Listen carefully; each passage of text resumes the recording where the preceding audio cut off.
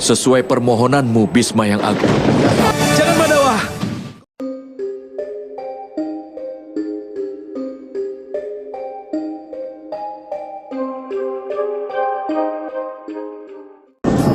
Kau memang benar, Bisma yang agung. Mendengar kakeknya berkata demikian, Arjuna pun merasa kaget, namun Basudewa merasa kesal kemudian berkata bahwa Bisma memang benar. Bisma sama sekali tidak menampilkan keahlian, melainkan menunjukkan kelemahan. Krishna berkata jika memang Bisma mampu, seharusnya bukan dengan cara mengambil nyawa keturunannya, melainkan dengan bisa menentukan keputusan. Bisma mengatakan jika dirinya sudah terikat kewajiban. Namun Krishna berkata bahwa kewajiban yang mengikatnya bukanlah sebuah kewajiban, melainkan sebuah belenggu. Sebuah belenggu! Bisma membentak Krishna sambil melotot. Ia pun mengatakan jangan pernah meragukan kewajibannya karena dia tidak pernah berlaku tidak adil walau hanya 1 detik. Dia hanya menepati janji yang dulu ia ucapkan pada ayahnya.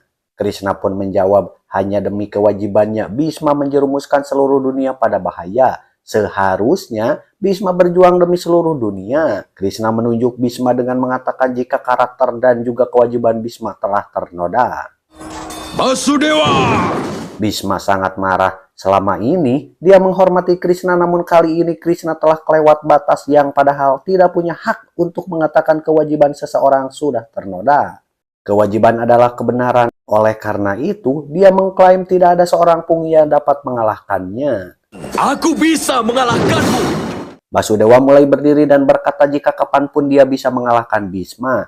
Tidak ada yang tidak bisa bagi Krishna. Bisma telah menjadi penghalang bagi kesejahteraan seluruh manusia. Jika Bisma tidak meletakkan senjata sekarang, maka Krishna akan membunuh Bisma. Aku pasti akan membunuhmu, Bisma! Bisma tidak berkata sedikit pun. Dia malah mengarahkan busur untuk membidik Krishna yang saat ini meloncat dari kereta kuda. Kemudian perlahan menghampiri Bisma. Tentu saja kejadian ini menimbulkan ketegangan bagi Arjuna yang melihatnya. Krishna berkata jika dia tidak membutuhkan senjata apapun untuk membunuh Bisma, dia bisa membunuh Bisma hanya menggunakan roda kereta sambil mengangkat roda kereta kemudian kembali berjalan ke arah Bisma diiringi suara gemuruh di langit.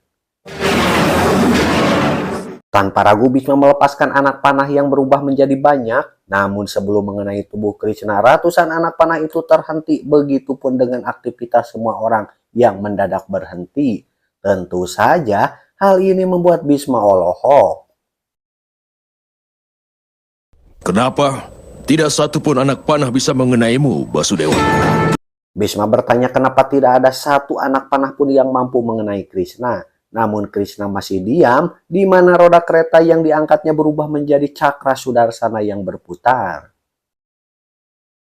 Krishna berkata jika dia saat ini bukanlah Krishna, bukan Yadawa, bukan pula manusia, saat ini dia adalah dewa yang utama. Dia adalah kebenaran, pengetahuan, dan keadilan. Pertempuran yang Bisma lakukan hanyalah atas izin Krishna. Bisma hidup hanya dengan persetujuannya, dan dengan persetujuannya pun Bisma akan mendapatkan kematian. Bisma yang belum ngomong apa-apa mulai turun dari kereta dan dia pun menghampiri Krishna tanpa membawa senjata. Kemudian meminta maaf pada Krishna karena dia tidak menyadari siapa Krishna sebenarnya. Jika Krishna bisa melanggar sumpah hanya untuk membunuh Bisma, berarti ada sesuatu kesalahan Bisma yang dia sendiri tidak menyadarinya. Apa kesalahanku itu, Basudewa? Katakanlah. Krishna berkata jika kesalahan Bisma adalah ketidaktahuannya yang tidak pernah mencoba untuk memahami bentuk sejati dari keadilan. Dia hanya berpikir masalah keluarga tanpa berpikir tentang seluruh manusia, sehingga pengorbanan Bisma hanya sebagai bentuk keegoisan.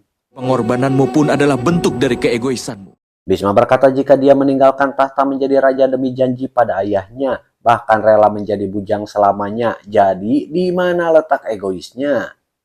Krishna berkata itu memang perbuatan yang besar. Namun, kenapa Bisma tidak memberikan tanggung jawabnya pada masyarakat? Bisma mengatakan dia mengambil sumpah dengan tujuan untuk menghindari konflik antar bangsa, untuk melindungi dinasti Kuru dari perang saudara. Lalu Krishna berkata jika sumpah yang Bisma ambil tidak bisa menghindari semua karena kenyataannya saat ini perang sedang terjadi. Lalu kenapa perang besar ini bisa terjadi? Krishna berkata bahwa keadilan adalah nama dari kehidupan, di mana kehidupan terus berubah yang menjadi karakter dalam kehidupan. Manusia harus bisa menerima perubahan, termasuk Bhisma pun harus bisa menerimanya. Bhisma berkata jika dia hanya bertindak dari setiap langkah yang terjadi di sekitarnya. Tidak, Bhisma yang Agung. Krishna berkata bahwa Bhisma belum terlibat dalam tindakan yang penting. Penobatan Raja Pandu adalah atas usulan Widura. Menikahkan Restarasta dengan Gandari adalah keputusan Ratu Satyawati. Bhisma tidak menghentikan Restarasta dari ketidakbenaran. Bhisma tidak menghentikan penghinaan terhadap Pancali di permainan dadu.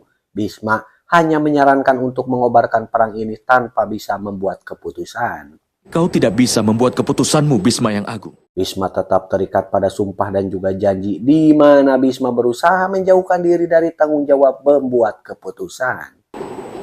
Apakah mengambil keputusan itu tidak menimbulkan ikatan baru, Basudewa? Krishna mengatakan jika Bhisma harus tahu prinsip kerja tanpa pamrih supaya hidupnya selalu dipenuhi kebenaran. Keadaan selalu bisa berubah, tetapi Bhisma tetap tidak mau melanggar sumpahnya sehingga Bhisma tidak menerima perubahan, dan hasilnya adalah perang yang saat ini sedang berkobar. Lalu, apakah sumpah tidak ada nilainya? Basudewa kembali nyarios jika sumpah memang tidak ada nilainya. Hanya sumpah yang berguna bagi masyarakatlah yang bernilai. Jika sumpah atau keputusan akan berubah negatif bagi masyarakat, maka melanggar sumpah tersebut adalah sebuah keharusan. Jika Bhisma tidak bisa bertempur di pihak Pandawa, maka setidaknya Bhisma harus meletakkan senjata dan segera menerima kematiannya. Aku menerimanya, Basudewa. Bhisma mulai tersenyum dan siap menerima kematiannya. Seandainya dia mendapat pengetahuan ini sejak awal, mungkin banyak kejahatan bisa dihindari. Namun pengetahuan ini tetap akan berguna meskipun Bhisma telah mati. Kini Bhisma mulai berlutut seraya berkata bahwa mati di tangan Krishna merupakan sebuah kehormatan terbesar bagi dirinya. Akhirilah hidupku sesuai permohonanmu, Bhisma yang Agung. Krishna pun akan mengabulkan permintaan Bhisma. Dia mulai menurunkan cakra sudarsana yang kini kembali menjadi roda kereta. Dan di saat itu juga semua aktivitas di sekitar mereka mulai kembali berjalan. Melihat Krishna akan menghajar Bhisma, Arjuna pun segera meloncat dari keretanya dan berlari ke arah Krishna. Jangan, Pandawa! Arjuna meminta agar Krishna berhenti karena dia telah bersumpah untuk tidak ikut berperang. Jika Krishna melakukannya, maka seluruh dunia akan mengutuknya, dan Krishna pun berkata jika inilah saatnya bagi dia untuk melanggar sumpahnya, di mana dia siap menerima kutukan itu. Hari ini, kematian Bhisma tidak lagi bisa dihindari. Jangan, Pandawa! Arjuna pun memohon agar Krishna tidak melakukan dosa besar karena Arjuna. Dia meminta Krishna untuk memberinya kesempatan untuk bisa mengalahkan Bhisma. Dan dari sini Krishna mulai ngalungkan roda kereta yang dipegangnya, kemudian menghampiri Bhisma dan membangunkannya.